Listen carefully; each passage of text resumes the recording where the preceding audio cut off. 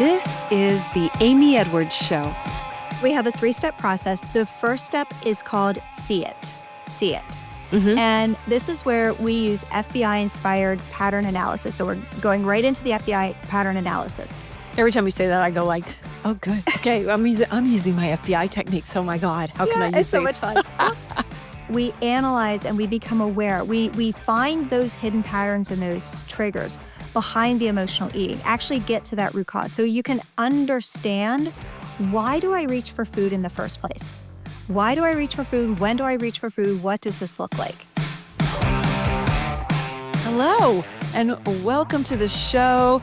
You guys, she had me at FBI today. I'm like, my true crime heart was like, wait, what? She was like in the FBI.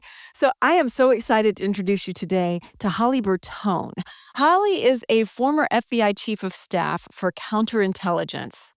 I know. She is now turned emotional eating coach. I mean, if that's not a story for following your truth, I don't know what is. She has 20 years of experience managing high-pressure operations inside national security, and Holly brings some of that strategy and precision to helping people break free from emotional eating. After realizing that even as a health coach, she was still unhealthy and stuck in shame and cycles, she cracked the code using counterintelligence techniques and neuroscience to heal her relationship with food, and now helps high-achieving midlife women, and that might be you, rebel against diet culture, ditch the shame, and finally reclaim their power without restrictive diets or burnout. I mean, Holly, I'm so excited to connect with you. What a cool story you have. And I just need to hear first how you got here and followed your heart from one thing to another. Please share. Oh my goodness, Welcome. Amy, thank you so much for having me on the show and for that kind introduction. And I'm looking forward to connecting with you and with your listeners. And before I jump into my story, I really just want to say how much I admire your story and your work, and just how you bring so much just youthfulness and resilience. And I mean, I think once you get past 50, so many women think like, oh, it's all over, and just how you've completely reinvented yourself. And by the way, anyone listening, if you haven't gone out and watched your music videos, go watch them. Oh my gosh, yeah. My favorite one is the Wow. one of the juxtaposition of you momming and then you rock starring. That is That's like so my cool, most favorite song. It's called Sell By. Yeah. because that is Yeah. that's life. I mean, we're It not all is. rock stars, but that's what we do. We have all of these different hats and all of these different masks that we wear. So, Yeah. Well, and the you did other a deep dive. Wow. And no, but the other thing Thank you. too for the listeners, if you haven't already, go and leave Amy a 5-star rating and review, because it's going to help get the podcast out to more people. I left a 5-star rating and review this morning, so I just really want everyone listening to do that as well, because it would really mean a lot to me as a guest. Oh my God, Holly. Are you trying to get even further in my heart? Because it's working. It's thank you. That's so kind of you to lift up my work. I really am grateful. Thank you so much. Oh, So you're now welcome. let's get to you. Let's talk Yeah. all things Holly and all the things that you do. So I'm so excited to dive into your story. Yeah, and I'm sure everyone is listening is curious, because that whole FBI to emotional eating coach is just Yeah. such a crazy transition. And but here's the thing is that, and especially the listeners, I want everyone to think, like, have you ever said to yourself, how is it that I can be just smart and successful? I'm at the top of my career. I'm a pillar of the community. I've got this great family, but those same strategies don't work when it comes to losing weight, or even more so than that, talking about emotional eating, talking about that uncontrollable food noise, the cravings and the snacking. And I know what this is like, because I was an emotional eater. I'm a recovered emotional eater of over 40 years. I don't know when it began, but I know it ended several years ago. And there was a big chunk of 40 years in the middle. And during that time, there was a period of time where I was overweight. I'm 5'1", and I like to say that when I talk about numbers. So at my healthiest weight, I was 110, or I should say my thinnest weight, I was 110, and I was an Xterra and racer, triathlete, mountain bike racer. At my heaviest weight, I was 150 pounds. So that's a pretty big swing on a little frame, but it didn't matter the weight. And that's what I want to get across is that it doesn't matter that number on the scale because emotional eating can happen at any weight. And when I was at the FBI, so this is what it looked like for me. When I was at the FBI, I would it was stressful. I mean, well, let's call it what it is. It was a really stressful job. So every day in the afternoon, I would take a family-size bag of peanut M&Ms, and they had to be peanut because protein, Yeah, you're and eating peanuts. Sure. Sure. right, That makes total sense to makes me. total sense. So I dump them out on the desk, and I'd be, cranking out the PowerPoint decks with my right hand, sorry, with my right hand, Yeah. and speed eating them with my left hand. And that was me. I was a speed emotional eater. Some people tune out or zone out. Some people, eat when they're bored or they're lonely. I was more of a stress emotional eater. I've used it as a procrastination technique because when As I'm eating, I procrastination, can't yeah. do anything else. I'm eating right now. And so the longer I prolong a snack, like a bag of chips, then the less I have to focus on something that's going on. Ugh, Right. And I know yeah. you've shared in previous episodes your nemesis are the chips. Oh, yeah. I'm chipaholic. Yes. Yeah. Well, mine was ice cream. Okay. And so this was when things really started to go downhill because I had already resigned from the FBI. I had become a health coach. And as a health coach, I was super disciplined with my food Monday through Friday. Just I didn't deviate at all. Super disciplined, 100% healthy.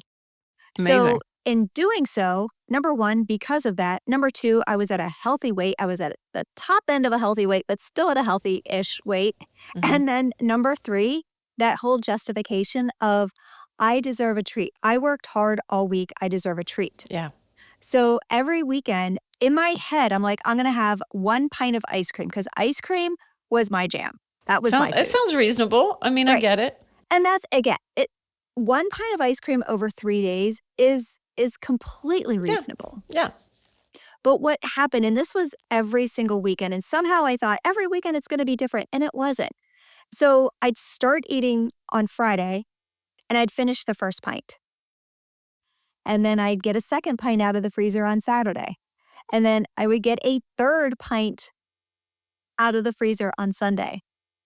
And there was this one Sunday that was the rock bottom when I actually realized, Holly Bertone, yeah, I'm an emotional eater.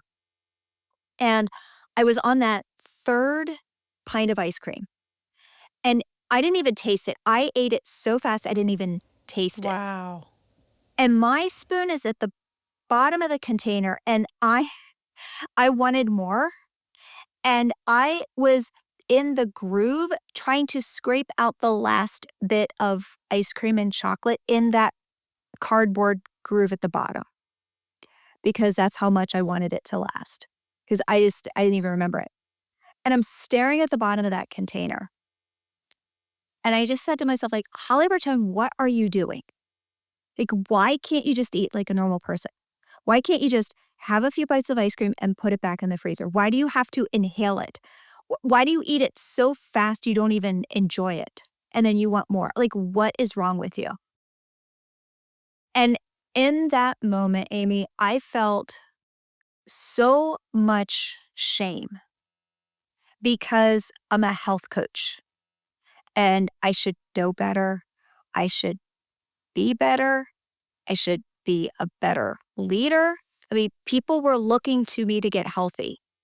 And here I am, a complete fraud. And I don't know. I mean, maybe you've had this in your life, or maybe someone listening is they have this mask that they put onto the world that everything is fine. My life is perfect. But inside, like behind those closed doors in those places that no one gets to see, you are not together. Like I was not together. And I didn't want anyone to find out my secret. And I stayed there for a long time. How long? Oh, a while. Like a year or years or? Um, until I actually came out and admitted it, it was probably about 6 months to a year. Okay. So, Yeah. but it was also one of those things too where, looking at the clothes in my closet, realizing I'm not wearing my clothes Yeah. that I love because they don't fit. I've been there. Yeah. They were just Yep. a little bit too tight. So I'm walking around in baggy clothes. And I was like, you know what? I'm not okay with this. I'm not okay with this much shame. I'm not okay with not fitting into my clothes. I'm not okay feeling like a fraud. And the truth that I had to admit to myself was that it doesn't matter how much you weigh or how healthy you eat most of the time. Is that if you're struggling with emotional eating, that food noise is always going to win. And when I realized it wasn't just me, so I'm like, okay, this is just me. But then I was like, no, no, no. Oh my goodness, no. This is like so many women, especially in midlife, battling. We've got this demanding lifestyle, and then we've got this food noise, and then we've got the shame that's just the umbrella over all of it. And that's when I became obsessed because I was like, okay, I need to figure this out. I'm going to put the FBI hat back on. Why is it that the weight loss, the diet industry, why is it such just an epic failure? What is it that they're doing that they don't want us to know? And what I realized, it's not the calories, it's not the cardio, it's not the weight, it's not the scale. It's addressing those root cause triggers and it's addressing those automatic eating patterns. And that's what's driving our behavior because those patterns control everything. So if we want things to change, we actually have to rewire those patterns to work in our favor. And that's when everything changed for me. That's when everything changed for my clients. And here's the other thing too, is that I've been through the certifications and, I have the pieces of paper on my wall that say I'm certified to coach.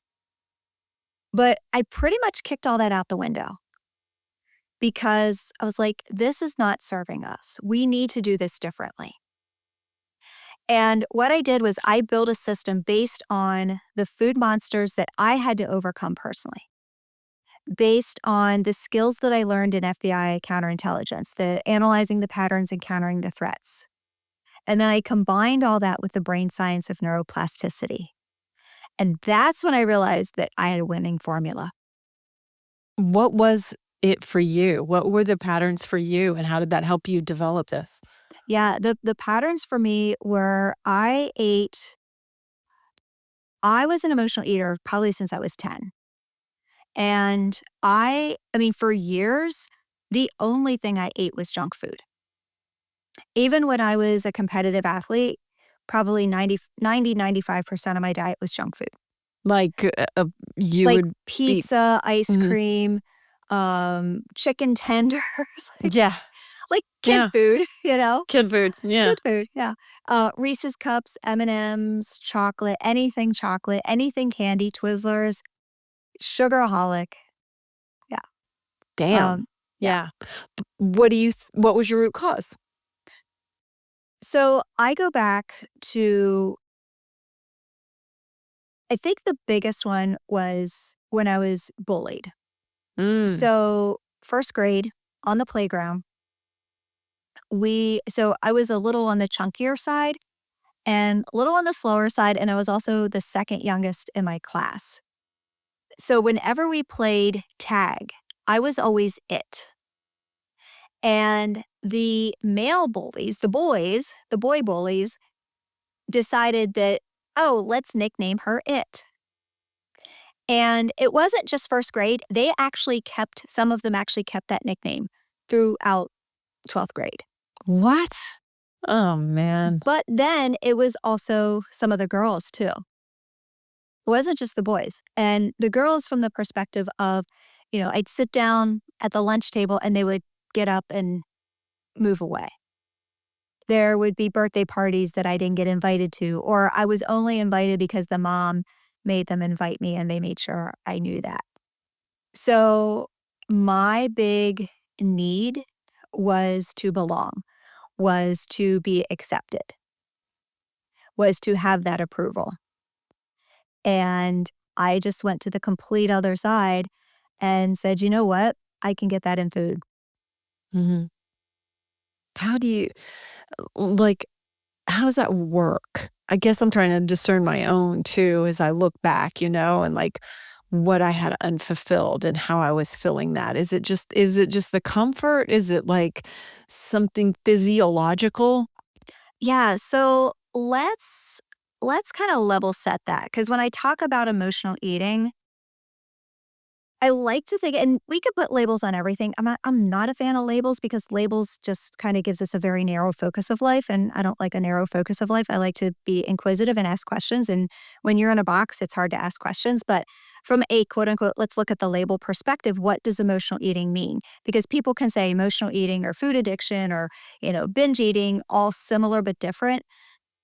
And the way that I view emotional eating is using food to give you emotional nourishment rather than physical nourishment. And that's really it. Like, that's the simplest definition that I can come up with. So for me, it was that emotional nourishment. But then, getting older, I'm like, okay, I have a stressful job.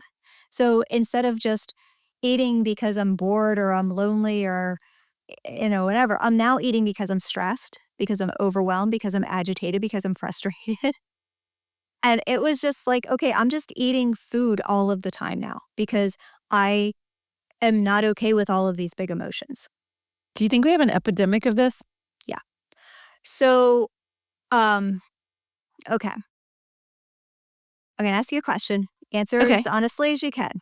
Okay. When you go to, let's say, the grocery store to Target and you're at the checkout line, what do you see people doing?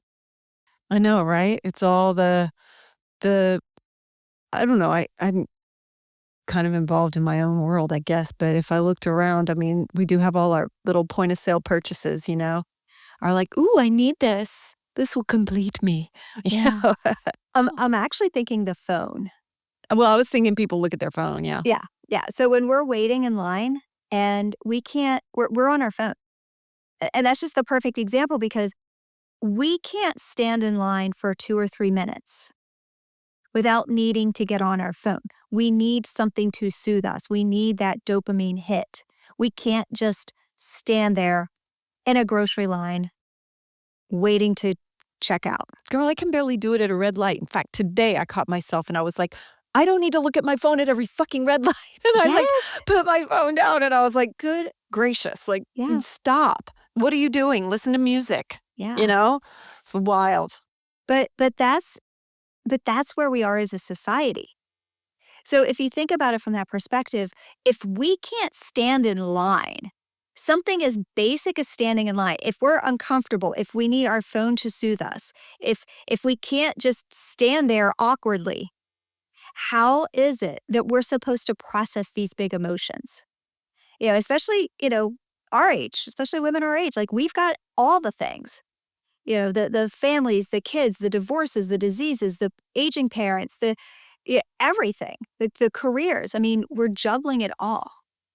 So how is it that like we grew out of dealing with our emotions. Let's just say dealing with our emotions, like managing our emotions. Our emotions are there to give us information and we're scared of them. And we look at food for comfort. We say food equals comfort. And that pattern has been ingrained in our brain for decades. When we need to shift to look at it from the perspective of our emotions are just information. And I know you had just had a great, just a few episodes ago, great guest on the emotional intelligence and nervous system regulation, and looking at it that from that perspective But then also food just equals food. Mm-hmm. Like it is there to nourish our body. It's not there to nourish our emotions. Yeah. And it made me think of like, in the blue zones or something, food a lot of times to them equals a meal and community. Yeah. And we don't have that as ingrained in our society. Like Yeah. it's so different here. And I think as in the United States in particular, you know, we we really do experience the epidemic of this more so because of that. And I I wonder when that happened. I remember my mom in the 80s, like, one of our fun things to do together would be go eat junk food. Like, and she was pretty healthy. Like, she watched her figure and all this stuff. She was a child of the 1950s. So, that was like she had her own food issues that she told me about later. I remember that from her mother. But, like, we would go to Long John Silver's, and that was, like, our little splurge, which for her was fairly new, I guess, because it was the '80s, it wasn't around that long, and we would go to Jack in the Box or something like that, and, like, we liked it. That was, like, fun for us, and so it was a way of bonding, and maybe there's a little association in there for me as well. But my emotional eating is still alone most of the time, so anyway, I'm just talking an aside. Yeah. I don't And you know. brought up a really good point is that it is ingrained in so many cultures. And, where the families gather around food and, eat more. You're gonna tick off, Aunt Elma because she made your favorite cookies. Why are you only eating one? Just eat more. Yeah, there's like a guilt associated with it, like, "I better do this," kind of a thing.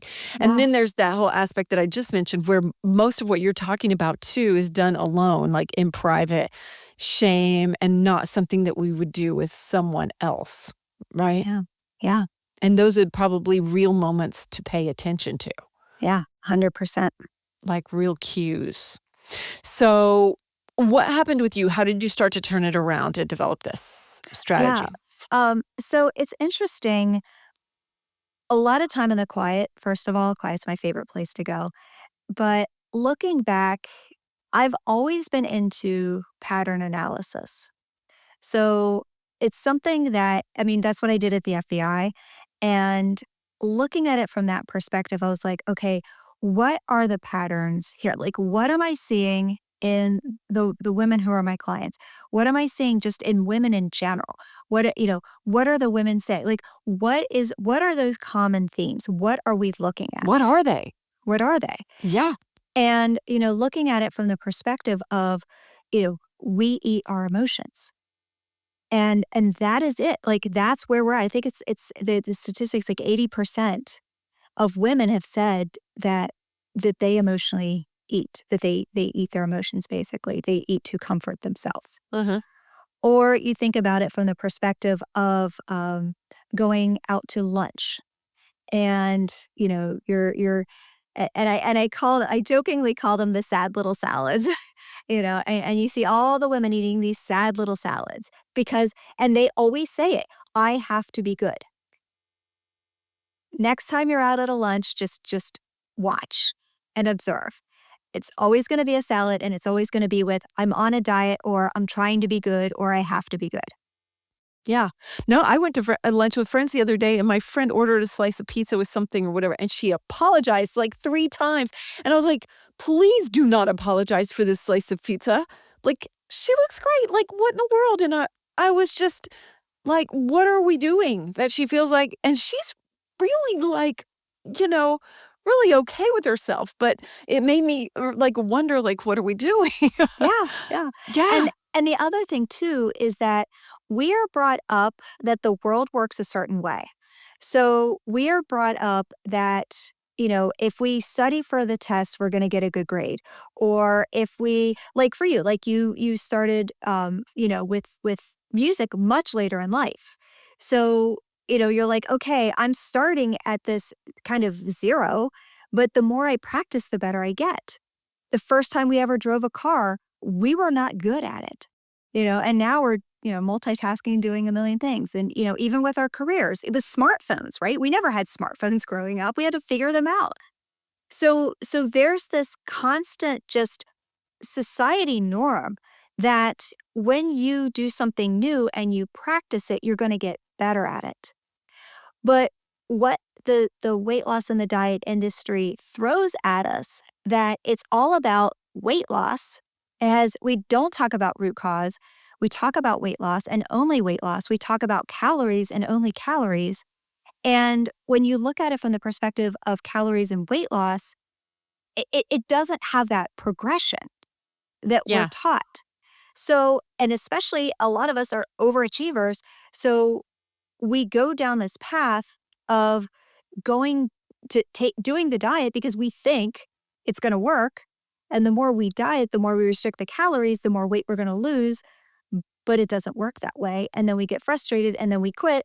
And then we have all the self loathing and then we eat more and then we gain more weight and we're like, oh, I got to lose some weight. We go back on the diet. It's just this whole vicious cycle. Yeah. Or you don't quit and you just fail. Yeah. Like you Yeah. just Yeah. like binge and stuff your face with anything you can find in your pantry. And then you're like, oh my God, I'm a failure. And then you're depressed. Yeah.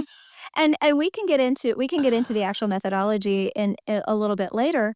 But you had asked kind of, how I came up with this was really looking at it from the perspective of, okay, in counterintelligence, FBI counterintelligence, you've got espionage and spies. Those are the bad guys. And I'm joking here, like serious joking. When we look at food, let's say cake day at the office, that's the bad guy. That's the Okay. threat, right? So the espionage and spies, those are the threats. Cake day at the office, that's the threat. Pizza day at the office, that's the threat. Your spouse brings home cupcakes and puts them on the counter when you're like, oh no, I'm on a diet. That's the threat. Or, you had a hard day at work, you walk past the pantry, the chips are there, you're like, oh, it's Netflix time. That's Oh the my God. threat. Yeah. No. So looking at it from the perspective of number one, what are the patterns? But then number two, what are the threats? How can we stay ahead of the threats? And then how can we counter the threats? And then that led me down the path of neuroplasticity, which I majored in psychology in high school or in college. Sorry, I did my senior thesis in high school on psychology. I actually did it on a behavioral profile of Charles Manson and then majored in psychology in college. So I've always been interested in just like this, what makes us tick. So really diving into the brain science of neuroplasticity. So looking at it from those three perspectives of, number one, my own food monsters, what got me here and what got me out. Number two, looking at those FBI tactics. And then number three, the brain science of neuroplasticity. And that's kind of the behind the scenes of how I put everything together. Oh my God. That's so cool. That's so cool. Like that you applied this to that. Like, so, okay. Number two was applying the FBI, you know, tactics and techniques. That's fascinating. Can you expand upon that and the neuroplasticity? Yes. So do you want me to Yes. get into the framework? Because that's probably where I can Yeah. explain it the best. That's So, okay. probably a good trend, like way to flow. Yeah, perfect. Great. So actually, before we get into the framework, I want to just give a little bit more context and then and then we Okay. can dive in Cool. because and we're just going to go a little bit more into the brain. I love brain stuff. Yay! Yes. Oh, good. All Good. for it. Yes. So researchers at MIT, they found that the moment a craving hits, like the moment you're like, oh my God, I have to have that thing, and there's no other options on the table. Your brain has already made that decision in half of a second. Like that's quick. Half of a second is quick. It's ridiculous. Yes. Right? Yes. So this is what's going on in our brain when those cravings hit. And you're like, oh, why is it that it feels so obsessive? Why is it that I can't, willpower? Like, oh my goodness. Like, no, this is why. You've got that half of a second, your brain's like, this is what we're doing. Well, then what comes up is the dopamine. So dopamine is your brain's reward chemical. And, we think about it from the perspective of, oh, dopamine reward like puppies and, babies and things that make us feel good. Well, dopamine is actually the anticipation chemical, meaning when you see food and that half of a second, your brain's like, I have to have that. That's when the dopamine kicks in. So that dopamine kicks in from the time your brain makes that second when that the half a second that your brain's like, I need to have that food before it gets to your mouth. And in that space, between the cupcake on the counter and the cupcake in your mouth, that's when the dopamine hits. And that's why cravings are so automatic and obsessive, because your brain already has this reward loop going on before you even eat the food. And when you think about it from the perspective of, okay, well, I've been told that it's all about willpower, or it's all about intuitive eating, or it's all about everything in moderation. And those are all great. And when you're on the other side of emotional eating, those things work. But if you're like, well, I tried them and all of the experts say that's what I'm supposed to do, so why doesn't that work? It's because of what I just explained, that half of a second, the dopamine kicking in. So the everything in moderation, think of me inhaling that pint of ice cream. I mean, all of it, everything in moderation, mindful eating and willpower did not work. Yeah. I opened up that pint and it was game over. So this is the perspective of where we're coming from. And if we want to put a real life example to it, back to the cupcakes on the counter. So you come home, you had a hard day of work, and you come home, those cupcakes are on the counter. And that half of a second, it's like, I have to eat the cupcakes. There are no other options on the table. So you have 1, 2, 3, however many. And then what happens? You have that guilt and that shame. So then what do? You're like, yell at your spouse because your spouse brought the cupcakes home, and you're like, don't bring the cupcakes home. So that's what we do, right? We yell at ourselves because of something that we did. So think about it from that perspective, like that is how automatic it is. But then it's not just eating the food, it's the response after we eat the food. Okay? So think about it from when we look at how do we actually do this? Like, how do we actually go through this framework and this methodology? So the diets don't work, the willpower doesn't work. So this was 2021. 2021. I bought a brand new Hyundai Kona. It's my midlife I don't even know what that empty is. nest, What is midlife it? empty nest mobile. Okay, cool. It's a little compact SUV. It's a Okay. cute little car. I gave up the mom mobile for my I was just trying to call it my midlife empty nest mobile. Nice. So anyway, but growing up, I grew up in the country, so I never learned to parallel park. I lived in the Where city did you grow up? in Pennsylvania. Okay. Yeah, and I'm back here now. But I lived right outside of DC for like 20-some years. I am sure you did. And I did not parallel park when I was there, ever, because I couldn't. Because I didn't even care. I didn't even want to learn. I didn't care. I was like, you know what? I'm just going to park and walk. So I get the Kona. And the Kona had a backup camera. It did not even have park assist. It just had a backup camera. And all of a sudden, I can parallel park my car because I had the backup camera. So I did not learn a new skill. I just had a new tool. And that's all that we're doing here with the 3-step process. It's just a new tool so that you can see, so that you can do the new thing. I like that. Yeah, just it's so much about the tools that we have access to and that we can remember in the moment, Yeah. or use in the moment, or get on lock, or write ourselves a Post-it note about it. I don't know. But for me too, it's like been so much just about the tools that I can access rather than actually, learning it. So I think that's such a wonderful distinction. And what a Yeah. good example. I love that Oh, example. thank you. That makes so much sense. Okay. So what is our actual tool? So we have a 3-step process. The first step is called see it. See it. Mhm. And this is where we use FBI-inspired pattern analysis. So we're going right into the FBI pattern analysis. Every time you say that, I go like, "Oh, good. Okay, I'm using my FBI techniques. Oh my god, how can I Yeah, use it's so these?" much fun. Yeah. I love that you're a true crime junkie Oh too. my So that god, was fun. totally. Like kindred spirits here. So, but this is where we actually we analyze and we become aware. We find those hidden patterns and those triggers behind the emotional eating. Actually get to that root cause so you can understand, why do I reach for food in the first place? Why do I reach for food? When do I reach for food? What does this look like? And this is it, your brain is basically operating like a path in the woods. So for decades, there has been this path in the woods that food equals comfort. And that is the only path that our brain knows how to go down. Back to the MIT study, back to the half of a second where your brain's making a decision, back to when the dopamine hits. Food equals comfort. This is all our brain knows. So what we're doing in step one, see it. We are getting out our gloves, we're getting out our work boots, and we are going into the woods. We're clearing out the brush, we're clearing out the rocks, we're getting rid of the snakes and the spiders. We're getting some thorns, maybe, get a little blood on our arms with the, you know, clearing everything out. We are making a new path in the woods.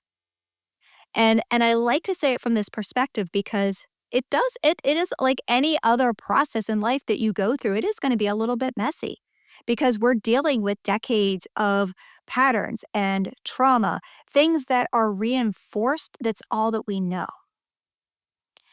And the best way to explain this, what this looks like, and I'm going to give it from kind of a different lens. So last year, I spoke at MIT, and my plane was delayed 3 hours. So I just put up my laptop and I'm just standing there and working, but I'm watching. I'm watching what everyone is doing. Great people watching. And as that delay kept getting later and later, you had the people going up to the counter. They're yelling at the flight attendants like they can do anything, You had the people, that's the classic fight response. You had the people who were going to Dunkin' Donuts. They're getting bags of bagels, bags of donuts, and they're eating. And then you had the third group who went to the bar at 8 o'clock in the morning, and they're drinking and scrolling on their phone. And those were the three responses that I witnessed that the passengers were doing. So this is what See It looks like. But instead of witnessing what other people are doing, you're actually becoming a lot more aware of what you're doing.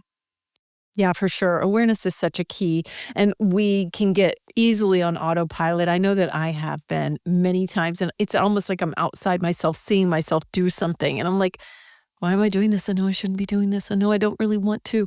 And I Yeah. know it's not going to serve me. And yet there I am doing it anyway. I'm talking about eating in particular. And so it's okay. So what then? Yeah. Right?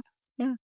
And even so, I had something come up this past weekend. It had nothing to do with food, but just something came up that got me a little triggered. And I was like, well, this is kind of out of the blue. So I'm like, okay, let me just sit with it. Like, what emotion am I feeling right now? Because I thought I was actually annoyed, and what came up was loneliness. And I'm super independent. I live by myself. I love being by myself. Like, it is what it is. But I was like, huh. I was like, I don't feel lonely right now. Like, I was like, what is this? And I realized it was a ghost from my past. And I went back to that place that my thoughts took me to. And I was like, oh, this is why I'm feeling in my feelings right now. It's because I never resolved this feeling of loneliness in my marriage before I got divorced. And I was like, "Oh, that's interesting." So but it's looking at it from a place of curiosity Yeah, I love that. instead of judgment or instead of shame or all of the self-loathing that we love to do to ourselves, and just put on that detective hat and look at the pattern and say, like, "Where is this coming from?" And again, it wasn't like I'm past the emotional eating perspective. It wasn't from that perspective, but just to kinda give a lens of what does this look like in real life for me just a couple of days ago. Truly, because I think sometimes we can just shrug it off really easily. This is just how I feel, and that's not true. We have the ability to get curious about it. And so that's an important thing to foster as a tool, right? Just Yeah. like foster curiosity in the moment. And there's a slowing down there too. Like you did take the time to not do anything else. Like to just say, oh, what's this? Like, let me take a closer look or whatever. Yeah. You know, my magnifying glass. Get out the Yeah. subjective magnifying glass. Get out my magnifying glass. All right. So And one more thing about no. awareness and Yeah. see it is so and I love this and I kind of laugh because it's just like clockwork and I tell them they're gonna do it and they still do it and they're like, "Oh, I did it." So when I've got a new student in the program and they come on a coaching call and I love it because they're like, "Holly, I was bad, but then I think I was good," and I hate that. I was like, "Oh, bad, good. We're not bad or good. This is not the morality place." But it's always that same until we get rid of it, until we get rid of that language. But it's like I ate a cookie or I had the cupcake or I had the pretzels or I had whatever and I ate one and then I realized what I was doing and I just put it down and I didn't even want it. Or I had two and I sounds like a realized what I was win. doing It sounds like a and I was win. like, "That's a win." So it totally And sounds like but a it's win. so cute because they come in and they're like, "Oh, Holly, I was bad." I'm like, "You weren't bad. Whatever it was, you weren't bad." But then they tell us like, "No, that's the win. The win is in the awareness." Because when you're not aware, your brain's on autopilot. When your brain's on autopilot, you're not going to make any other choices. So when you have that level of awareness, that's when the wins start to happen. And that's when we can move from step one, which is see it, which is that awareness, to step two, which is stop it. Yeah. So That's so interesting just because it made me think of like for this, that really works, right? Getting really aware of it and thinking about it. But for me, the opposite is true for going to the gym. Like I have to not think about it because if I let myself think about it, I won't go. And I have to literally brainwash myself and just go like, I'm a gym girl. I like going to the gym. And then I just don't let myself think about it. And I autopilot drive to the gym. And then I get out of the car and I put my headphones in and I get on the treadmill. I look at yeah. that. And I'm like a little robot. And I'm like trying to just get in that habit without thinking too much about it. Isn't Well, that and weird? you know, you kind of said a really good word, and that's you brainwash yourself. And well, That's no, good. Okay, but good. it From an goes back FBI. Yeah. yeah, but it goes back to identity because you think about it. Okay, Yes, it does. It does. let's say you're Yeah. talking to a marathon runner, Hmm. someone who runs marathons all the time, right? Do they consider themselves a runner? That's just what they do, That's I what they think. do. That's who they Yeah. are. They get Yeah. up every day and they go run a Yeah. lot. Oh my God. I know 2 ultra marathoners, and Yeah. that's just how they live. That's just how they Yeah. live. That's just who they are. It's Mhm. not even how they it's who they are It's inside. who they are. Yes, and So that's when what you I'm trying to brainwash myself to right. be, like, that's just who Yeah. I am. Or you think about it, you know, let's say you don't smoke and someone offered you a cigarette, you're like, "No." Like, "Well, I'll give you $100." "No, I don't smoke. I take your $100. I don't want it." Like, I'm not gonna have a cigarette for that. So, like, you think about it from these perspectives, these kind of extreme perspectives, you're like, "Oh, okay." So if I think of myself as the fat girl or the girl who always eats or the girl who always does this, well, guess what? Our brain is gonna be like, "Well, yeah, that's you." But when we think about it from the perspective of, I'm the girl who loves my body, who honors my body, who respects my body, who nourishes my body, Mhm. guess what? We're gonna start to become her. That's an important distinction too, I think, because I think you talk about this too, and I saw it on your Instagram, but there's, like, the people pleaser good girl, and then you've got this other side of shame where you're like, "Oh, wait, it's incongruent." And so can you speak about that a little bit, though? Yeah, so you mean about the good girl spiral or Yeah, because I mean, then you're telling yourself, "Oh, I'm a good girl," and what you're actually doing isn't agreeing with that, and there's a danger in there, which is, like, tied to people pleasing, I think, oh, but yeah. So we're brought up, and even from an early age, and especially as women, that we need to be quiet. We need to be agreeable. We need to, if we're in maybe a divorced house, we got to play one parent against the other and be nice and play that everyone's the diplomat. We've got to get good grades. We've got to be the star, the captain of the sports team. We've got to get first chair in band. Like we have this whole good girl complex that we have been brought up with. So as adults, we're like, oh, well, if, success equals I'm good, or, this equals I'm good, and then it's being agreeable, and then it's saying yes to everything, and then it's completely losing ourselves in the process. And then when we completely lose ourselves, we're against ourselves. Like we're not living in on our true purpose. Yeah. And our body's like rebelling against that. It's like, no, I don't want to do that. But we Hmm. still do it because we have this sense of obligation. And it's usually only in our heads that we have to do the thing Yeah. because, we don't want to push back. We don't want conflict. We don't want to, be called a bitch. We don't want to be called like any of this. We don't want to be seen as disagreeable or we don't want to make waves. So we just play nice. And that's not good for us. Mm-mm. Mm-mm. No. So an important distinction. So thank you. Let's get back to your Yeah, yeah. framework. Okay. Yeah. So step 2 is stop it.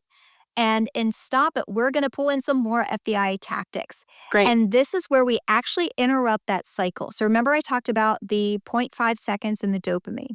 We're going to interrupt that cycle right before it happens so that those cravings aren't so obsessive and automatic, so that you don't have to just like rely on the willpower, that your brain starts to automatically make that shift. And you think about it from the perspective we're in that we're in the woods. So we have that old familiar path that food equals comfort that our brain always wants to go down. And we still have the gloves and work boots out. That new path is still in progress. But we're now like, okay, brain, we're at the fork in the road. So instead of going down the old path, which I know you want to go down, we're going to start going down the new path. So we're going to start going down the new path, brain, new path, brain. So we got to keep reminding it. And there's a lot of repetition in here until those wires or the neurons in our brain that fire together wire together until they're laid down, until that new path is laid down. And the way that we do that, so we call in counterintelligence, we call them countermeasures. Countermeasures. And basically, all they are in this context, they are tactical interventions. So they're going to intercept the cravings before the cravings take over. So this is the easiest way to explain this is if you've ever had a puppy, you have a dog, right? Like a white kind of I shaggy. unfortunately have had puppies. Okay, Yes. yeah. So never So, again, I don't yeah. think. So when you're potty training a puppy, you got to take them out every 2 hours. And, they go potty and you're like, good boy, good boy, whatever. You give them the treat Hmm. and you potty train the puppy. So at some point, the puppy stops peeing on the carpet and starts going outside. That is all that we're doing with your brain. All we're doing is we are potty training your brain. God, Like good. I that need it is because it. I literally ate chips yesterday. I ate a pack of chips yesterday, and I was like, Why? Why am Yeah. I doing this? They're so." And I'm just like, "They're just so good," Yeah. So I'm still in it. I still have to retrain myself. Yeah. And these are patterns, again, they've been ingrained for decades. Oh yeah. So this is a process and it's a lot of repetition and it's kind of cool. Like I give my students a lot of different I give them a really big sandbox to play in and they even come up with their own stuff that they do and what their pattern interrupts look like so that it actually does work for them.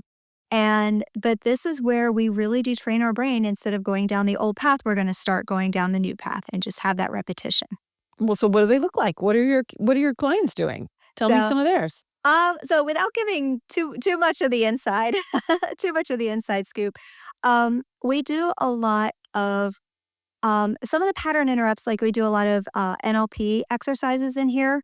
So and one of my favorite ones, I have shared this publicly, is just the 60-second pause, and that is so simple, and it's literally just stopping 60 seconds.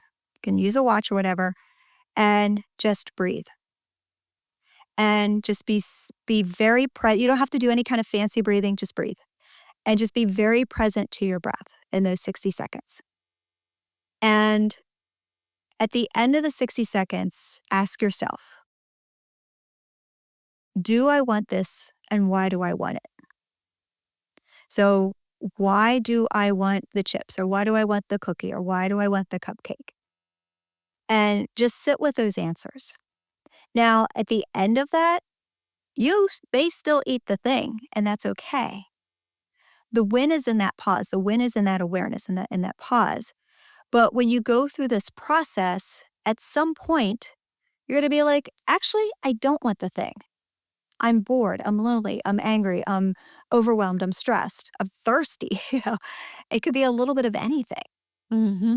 And that's one of my favorite ones to share I think publicly. I think the answer so much is you really don't want it. I think you could Yeah. say that within the first few seconds. Yeah. You don't, and taking a pause and actually answering that really seems incredibly useful. Yeah. So you don't share most of your tactics? People have to work with you to get those or Yeah. something? Behind I behind didn't the know fire, that. behind the I didn't behind know that. the firewall. Oh, Yeah. I didn't know that. Okay. Yeah. So that's I'm okay. like, That's okay. tell me That's what I everything. do So, share though. Yeah.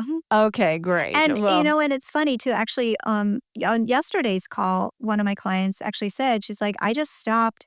And I was like, well, let me drink some water first. uh-huh. And I hear that advice a lot.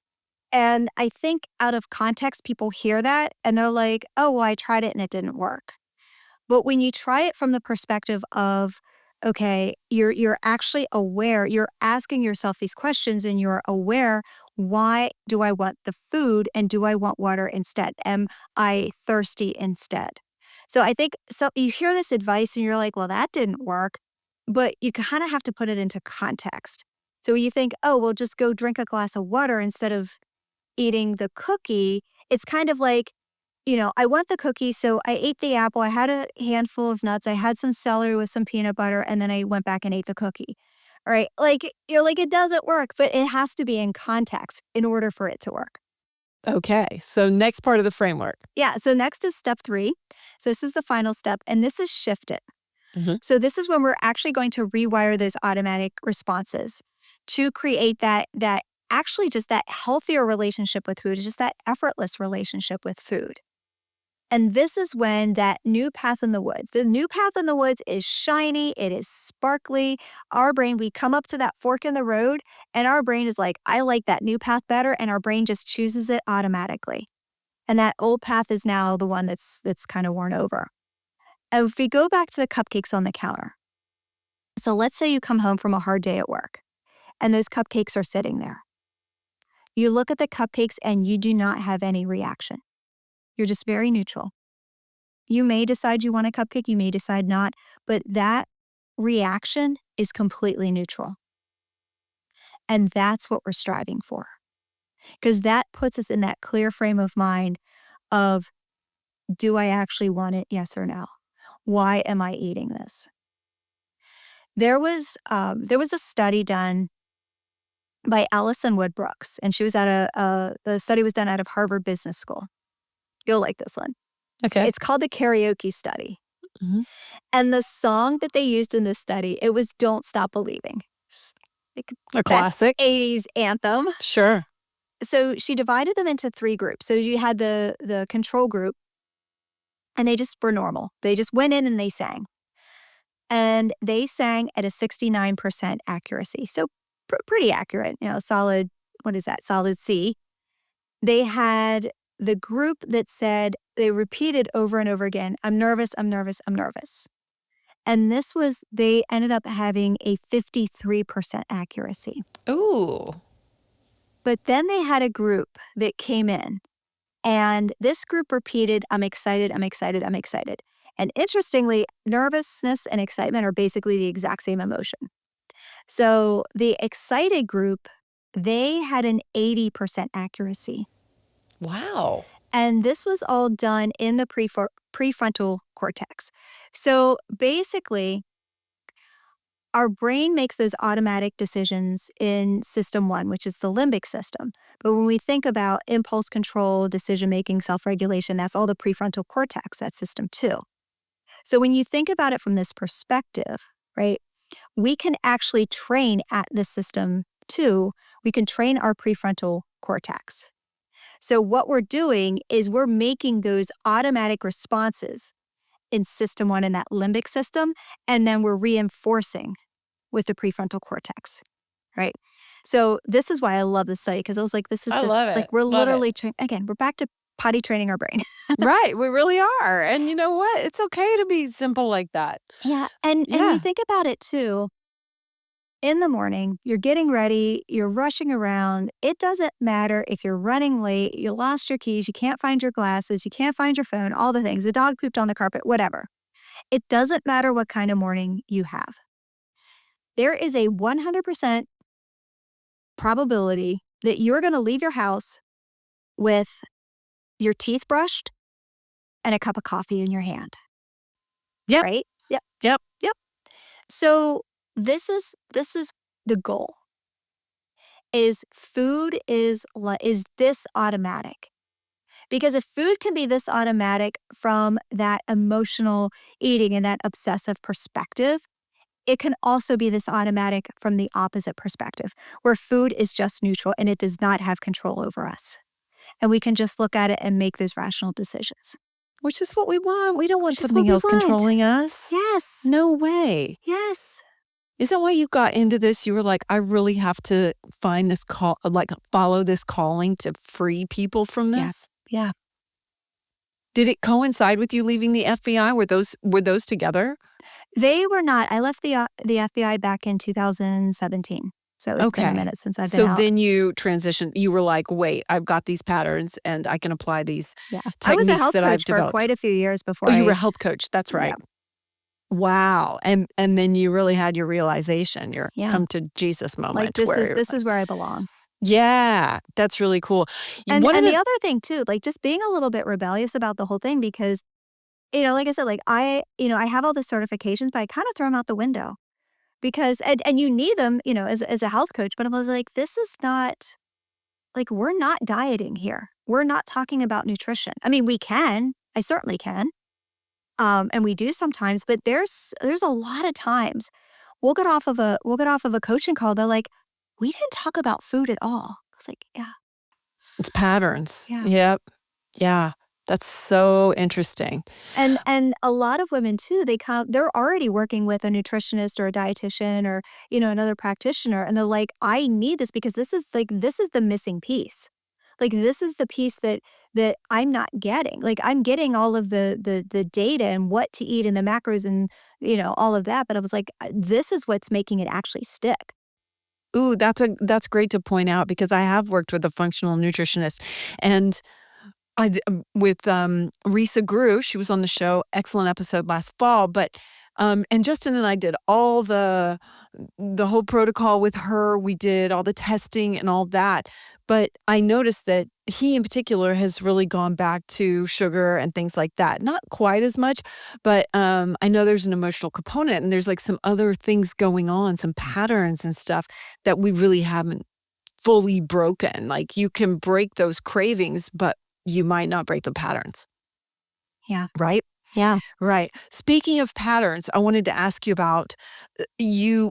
I saw something you shared on Instagram about it's an inheritance and like how you can pass this to your children. And I had mentioned my mom and how we bonded and eating together. And yesterday, like Gigi, my 16-year-old wanted some chips and she loves chips too.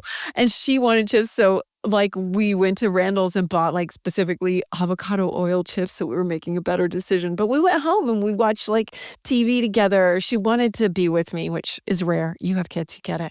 And so we ate chips and so now I'm like, oh gosh, was that a bad decision? Once I saw your Instagram, I was like, is this an inheritance? Am I setting her up for like bad patterns or something like that? How do I break that? Yeah. Oh, I can't answer that question for you in terms of like that's between you and her.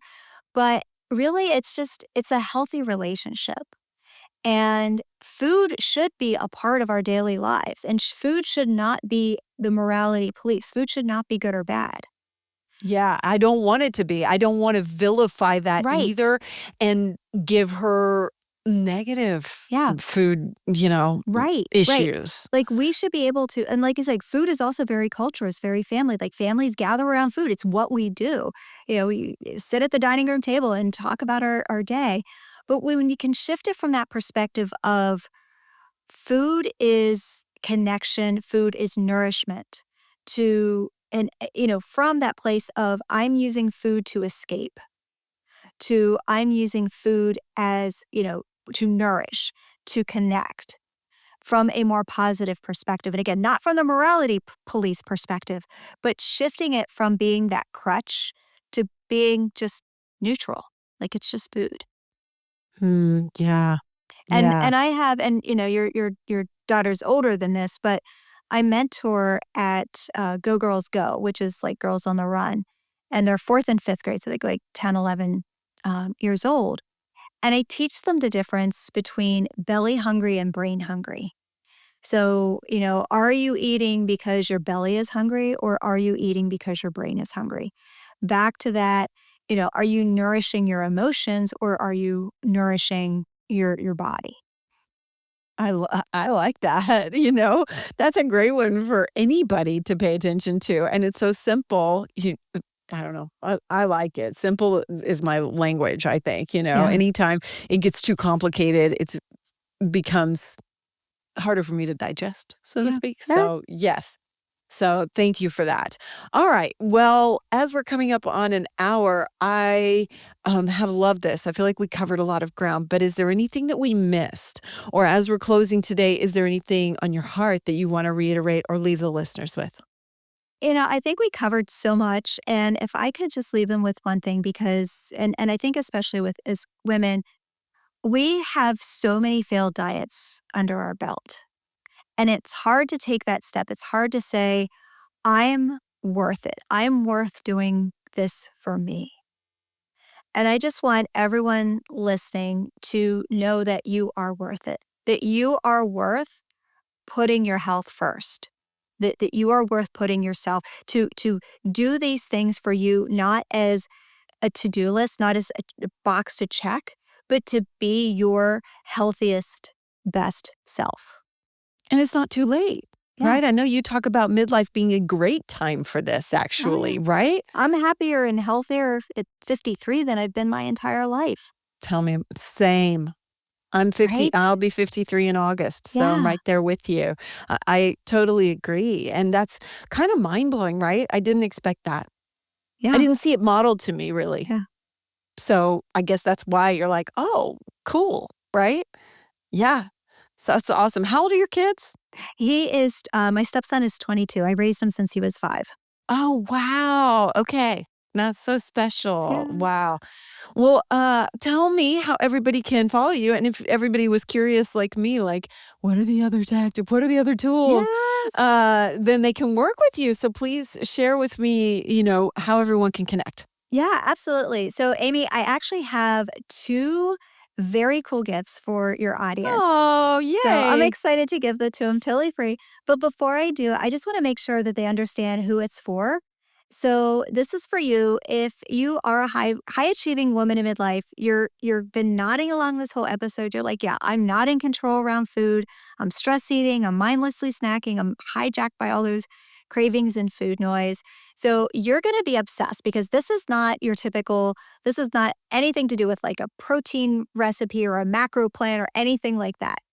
It is called the Emotional Eating Tactical Blueprint, and it's got 2 things in it. So the first thing is I analyzed 1,791 cravings profiles. I sliced and diced like hundreds of different data sets, Oh my God, I love it. and Yeah. I created it's an emotional eating psychological emotional eating psychological profile. So you Cool. actually get to uncover your emotional and stress eating triggers and understand it's a personalized profile that you get, and you understand what is actually driving those triggers. It's a like if you're into any of this, you're totally geeked out with that. But the other piece of it is even better. And this is actually something that I reserve for my clients. It's they get this behind the scenes. It's one of the bonuses that they get inside of the program. And so you can't find this anywhere on the internet, anywhere. And it's called the Crime Scene Files Emotional Eating Edition.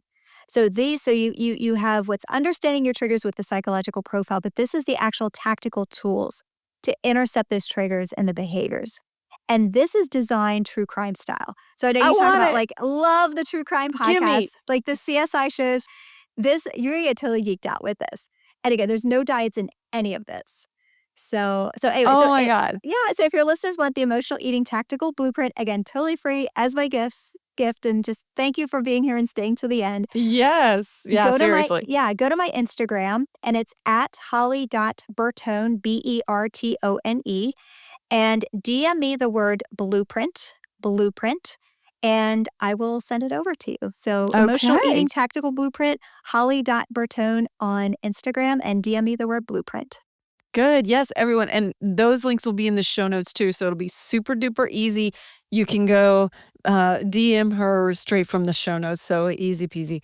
Very cool. Oh my God. I love that you pull everything that you've done. And this is a great example of you never know how the things you love are Yeah. gonna fit together. Absolutely. Like you are such a shining example of that, and it's, like, so cool because it's such a niche, but it's, like, it applies to so many people, and so anyway, Holly, I just love it so Oh, much. thank you, Yay. Amy. Yay. Thank you so much for being here today. Everyone can follow you. It's all in the show notes. They can DM you, they can get the offerings, and thank you again for that, and work with you too, if Yeah, they so choose. Yeah. absolutely.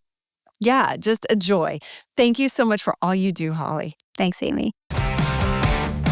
Thank you so much for being here too. I am so grateful to you, to Holly, and just to these messages, right? Because, like, the thing is, if we want to live our best life at any age, we got to get like our own shit in check, right? Like, that's what I've found for me. Like, it really does start here because we want to create change in the world. We got to live in that alignment and live in that integrity. And that means being who we say we are, not having shame, not hiding all these little things, really feeling good in ourselves. And these things matter, right? It's so interesting. And then we're teaching ourselves these tools that apply in other ways that we don't even realize we can apply in other ways until we really learn them. And you're like, holy crap, this applies to X and to this. And, you know, it, we see our lives in a more expansive way. I just love that. I just love it. Okay. So, you know what? I got to say thank you to Holly for talking up the show at the very beginning, talking about leaving me a review and all that. Follow the show on YouTube too. That's really where I'm trying to grow right now. And so just if you can, like it, I'm really working to have other content there too and to talk about some other things, have my Best You series. And you know what? It's just slow going, right? One step in front of the other. We got to keep taking those small steps. So I'm just going to say thank you in advance for that. And just for being here, like till the end, like she said, like till the end, man, that matters. So I'm just so grateful. So, what else do I need to say at the end? Oh, yeah. I've got this on lock. Come on, my hair extensions. I got to give a shout to the Collective ATX, the very best in hair extension. Come to Austin if you need some hair extension because the bomb. I love them. Connect with me too. Follow the show and get on the email list, which the link is in the show notes. You can go to amyedwards.com or .info and you can sign up for the newsletter and reply to those and you can connect with me. I don't spam you.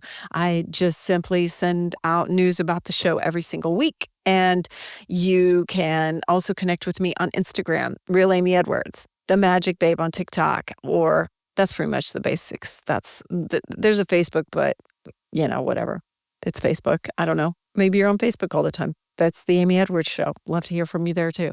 So I love you so much. And I'm just so excited to keep expanding with you, to keep shining brighter and brighter and brighter all the time. That is who we are. You are a badass. You are doing it. You are showing up for the world. You are making a difference. You are continuing to rise into your best self. And that is a beautiful thing to witness, and give yourself more compassion all the time when you do eat the bag of chips, because I sure did yesterday. I ate like 1.5 and they were good. They were so good. But I'm gonna break my cycles, I swear. I love you so, Susie. We can laugh about it, we can talk about it, and acknowledge it. I'm seeing it, right? I'm seeing it. Okay, I love you so much. Till next time. Thank you so much for being here. Please rate, review, and follow us. And we'd love to hear your feedback. Keep shining bright.